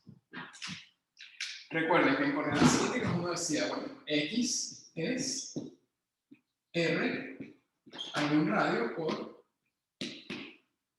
coseno de algún ángulo. Lo estamos haciendo así porque la base de la figura es una circunferencia, ¿ok? Entonces se representa de esta forma. Pero si la base de la figura fuera elipsoidal, hay que hacer unos ligeros cambios acá. Sí, no son muy complicados, pero ojo, fíjense en eso antes de proponer el cambio de variables, ¿sí? En clases hay ejemplos de eso y en las notas del curso también. Entonces, bueno, como la base de la figura es esto que está acá, proponemos x igual a r por el coseno. Ya después nos vamos a preocupar de dónde a dónde varía la r y el ángulo, ¿sí? Bueno, el i es r por el seno de ese ángulo. Y en coordenadas cilíndricas, a z uno no lo toca. Bien. Ok. ¿De dónde a dónde varía r? Bueno, el r. Vamos a borrar ya esto.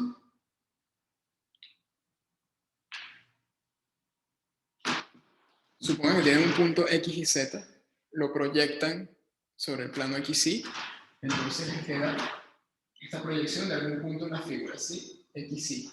Ese punto x, y tiene un radio r y forma un ángulo θ respecto al eje x positivo.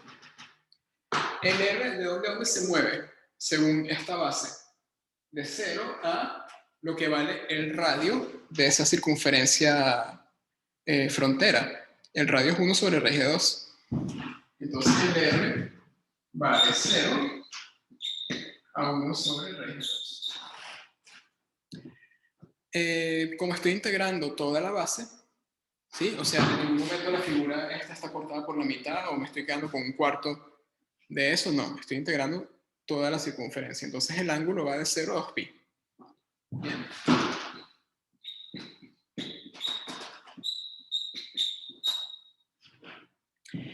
Y la z, bueno, la z es esto mismo, ¿sí?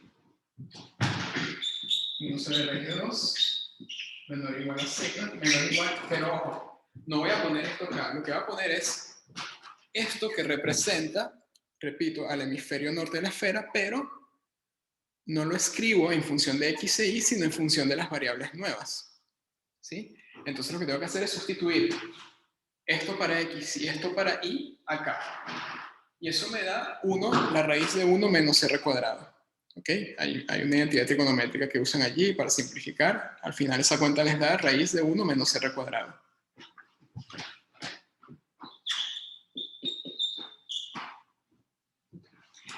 Bien. Entonces, pregunto, ¿me siguen hasta ahora?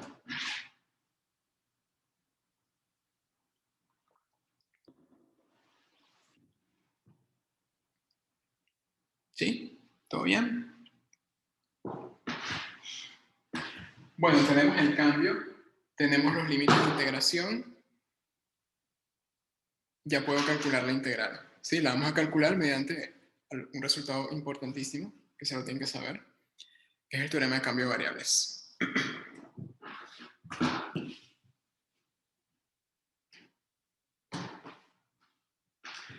¿Qué me dice el teorema de cambio de variables? Que esa integral es igual a la integral triple sobre el dominio de integración representado por las variables nuevas, en este caso las variables r, θ y z. Bueno, z no es nueva, pero hay al menos dos nuevas, ¿sí? Entonces, bueno, acá me va a quedar la integral de 0 a 1 sobre raíz de 2, de la integral de 0 a 2pi, o puedo poner primero la integral de 0 a 2pi y luego la del radio, ¿ok? Ahí no importa porque esas dos variables se mueven entre dos constantes, ¿sí? Ahora, la integral que sí tiene que ser la integral interna es la del radio. ¿Por qué? Perdón, la de z. ¿Por qué la de z? Bueno, porque uno de los límites de variación de z depende de r, ¿sí? Entonces, bueno, lo coloco acá. Integral de 1 sobre raíz de 2 de 1, raíz de 1 menos r cuadrado de la función z cuadrado, pero tengo que poner la función evaluada del cambio de variables. Bueno, como en el cambio de variables, coordenadas cilíndricas z es igual a z, me queda la misma función z cuadrado Si hubiésemos usado coordenadas esféricas, esto habría cambiado, ¿ok? Pero bueno, estamos usando cilíndricas. Y acá, diferencial de z, diferencial de θ, diferencial de r. ¿Está bien eso?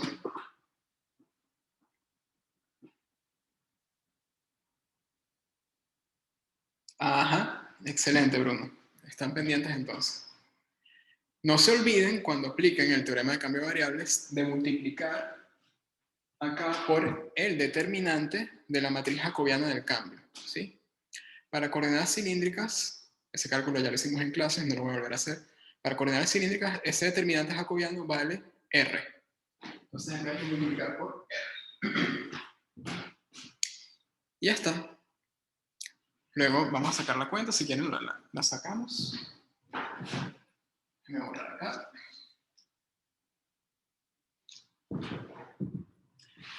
Entonces, bueno, me queda la integral de 0 a 1 sobre 3 de 2, la integral de 0 a 2pi, R por z al cubo sobre 3, evaluado entre esta cosa.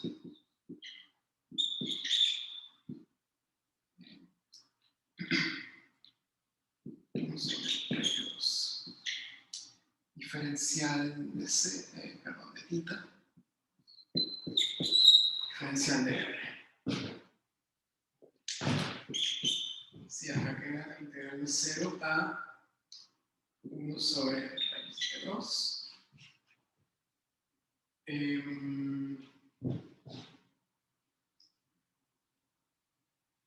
Integral de 0 a 2pi. Acá me va a quedar R por 1 menos R cuadrado a la 3 medios sobre 3 menos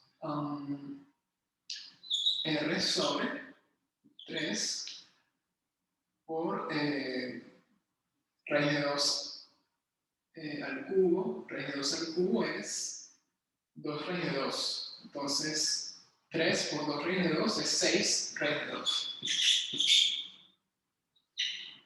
¿Sí? Luego diferencial de θ, diferencial de R.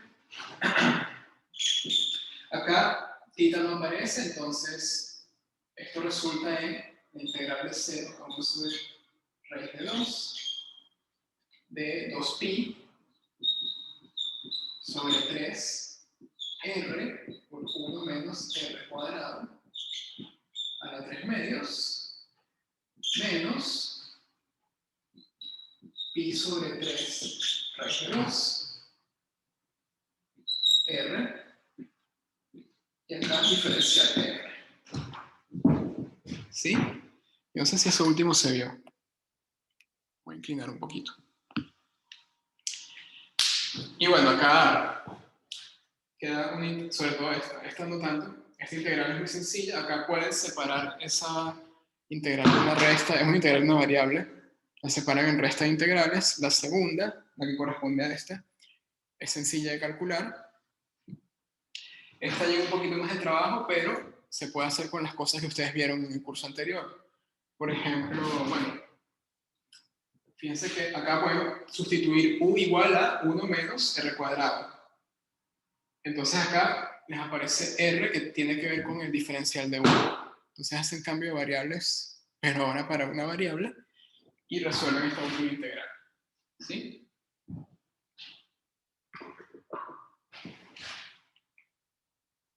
Y bueno, yo no voy a terminar de hacer la cuenta, la hacen ustedes, pero repito, es una integral básica que sale por un cambio de variables.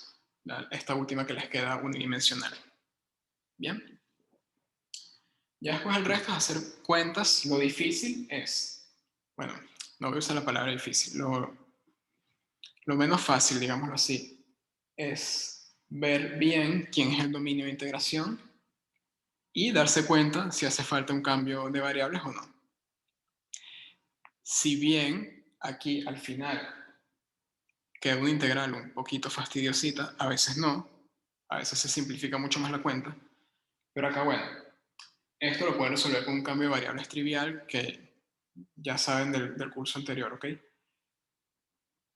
Ciertamente esto es mucho mejor a lo que iba a ocurrir si nos íbamos por acá, ¿ok? Si quieren como ejercicio mental, empiezan a hacer esto con estos límites. Ah, no, perdón. Era lo que había aquí antes de que lo borrara, ¿ok?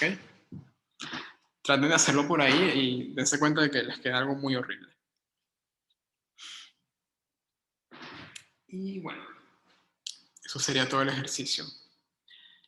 ¿Tienen alguna pregunta? Bueno, habría que terminar la cuenta, ¿ok? Pero lo hacen ustedes.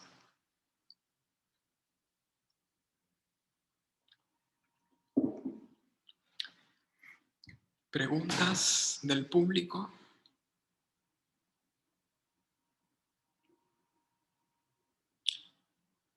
Soy todo oídos. Bueno, y todo ojos también, porque los estoy leyendo en el chat.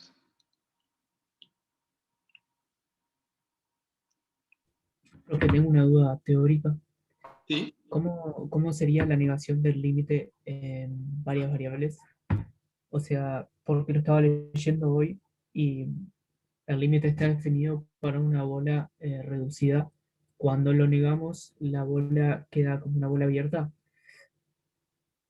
Ah, ya, la negación de la definición del límite. Vale, vamos a ver cómo es eso. Vemos eso y cerramos, ¿sí? Bueno, ya se van a hacer las 20.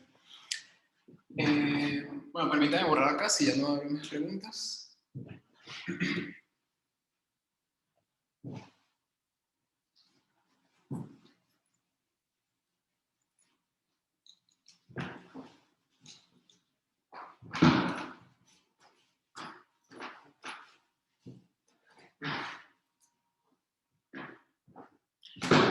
Lo que pasa es que,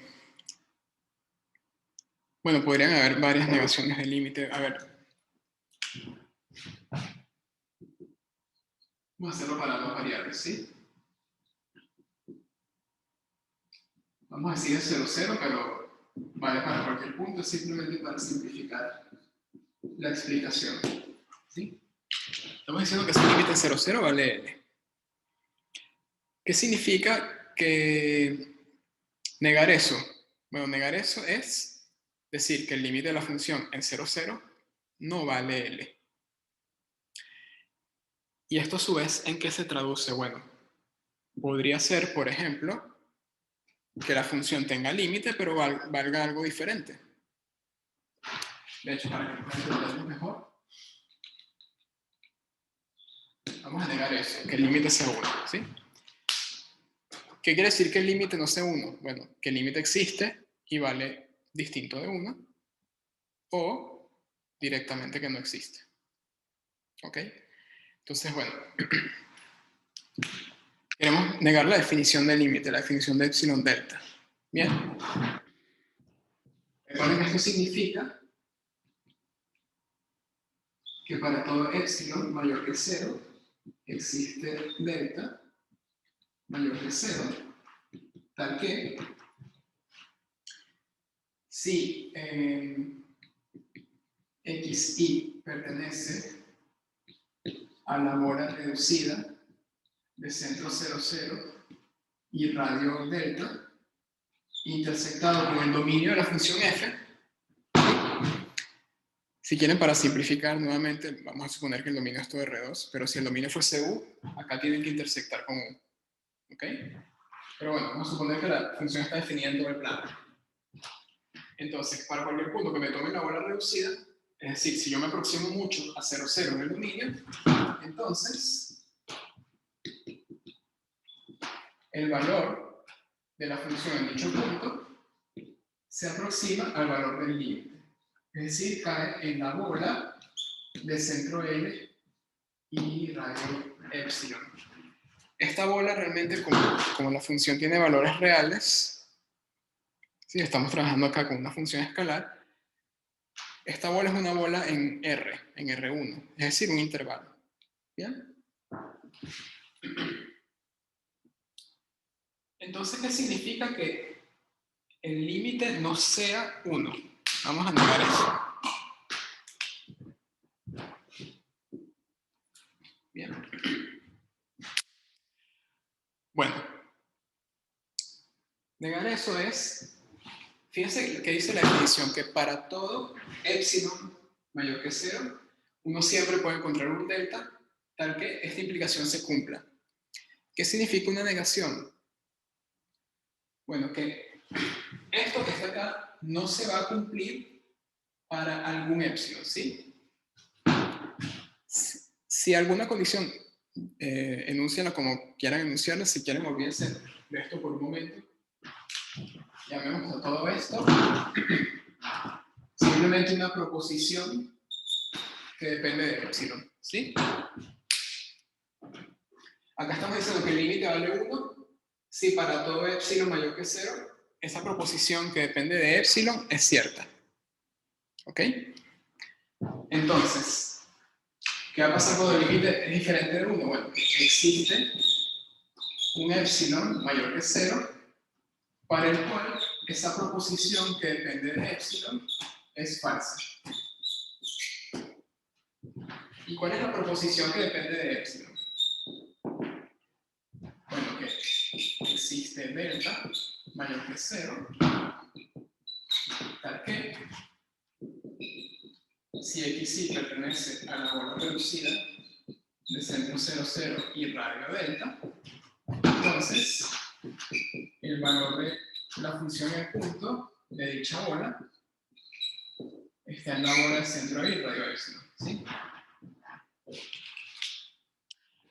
Ahora estamos estudiando lo que significa que esa proposición que depende de epsilon sea falsa para algún epsilon. Sí, de hecho, para distinguir un poquito de lo que está acá, vamos a decir que esto es algún epsilon 0, ¿sí?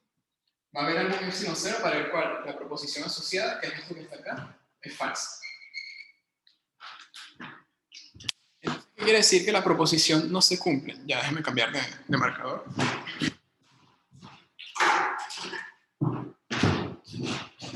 Bueno, acá ¿qué tenemos?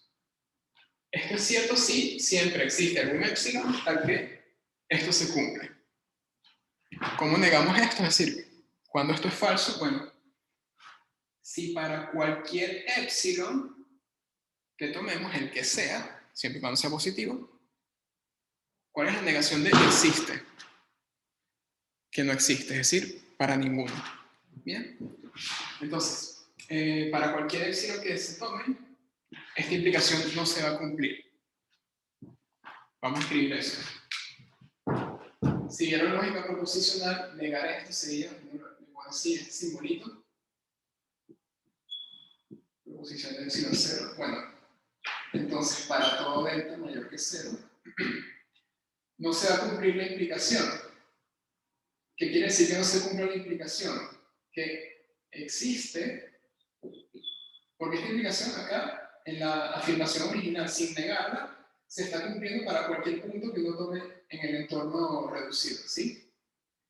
Entonces, ¿qué significa que esta implicación no se cumpla? Que existe al menos un punto acá para el cual la tesis falla. ¿Ok? Entonces, existe algún x0 y 0 en la bola reducida de centro 0, 0 y radio delta, tal que f en x0 y 0 no pertenece a la bola de centro L y radio epsilon, ¿sí? Bueno, en este caso sería 1, ¿no? Habíamos dicho que valía el límite. Y bueno, ¿qué significa que la imagen del punto no esté en esta bola? Bueno, que va a distar mucho del valor del límite de 1, ¿sí? Entonces, ¿qué estaría pasando? Bueno, que uno tiene,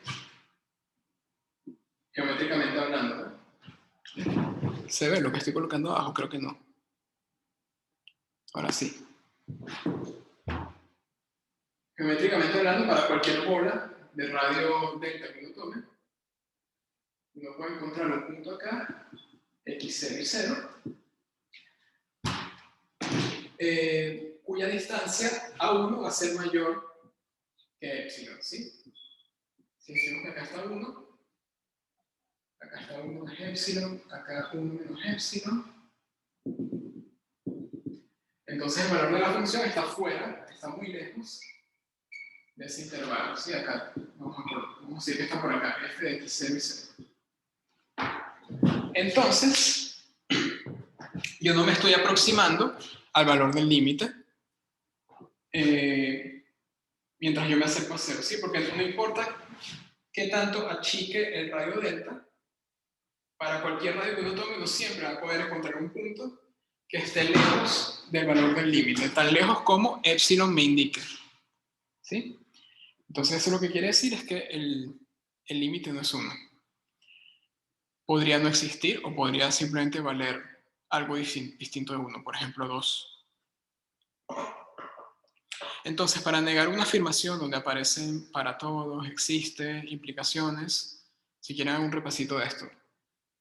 Negar que algo se cumple para todo es simplemente encontrar algún epsilon para el cual la condición no se cumple, ¿sí? Y acá en la condición rezaba que existe un epsilon mayor que 0 para un delta mayor que 0 para este epsilon, tal que se cumple esta implicación. Negar esto es simplemente decir que para todo epsilon mayor que 0 que uno considere, la implicación falla. Y finalmente, ¿qué significa que la implicación esté fallando? Bueno, ¿cómo leen ustedes la implicación? Para todo punto en este entorno reducido, se cumple esto. ¿Cómo uno niega eso? Bueno, encontrando un punto acá para el cual esto no se cumpla. Por ejemplo, si yo les digo, en mi curso de cálculo diferencial integral en varias variables, todos los alumnos son hinchas de Peñarol. Entonces, si eso ocurre, entonces todos salvan el parcial. Pasa el parcial y alguien me dice, no, profesor, es falso. ¿Por qué?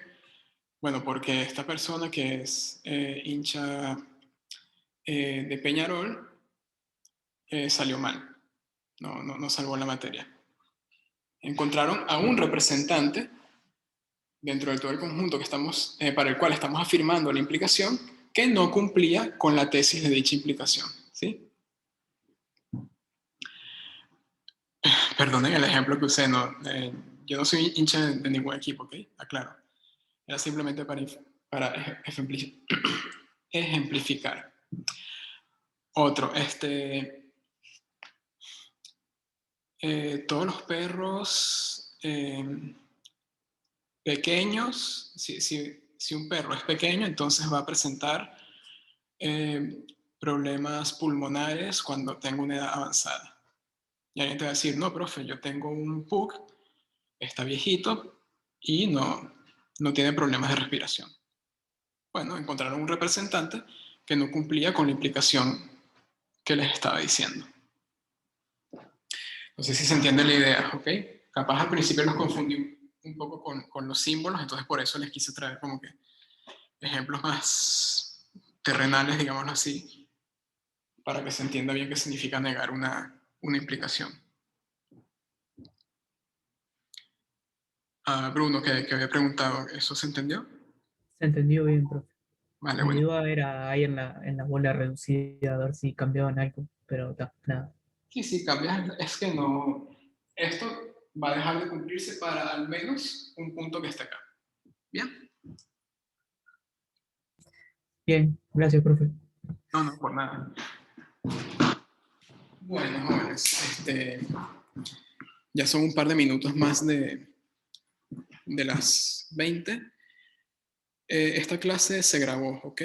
De hecho, vamos a parar ya la grabación.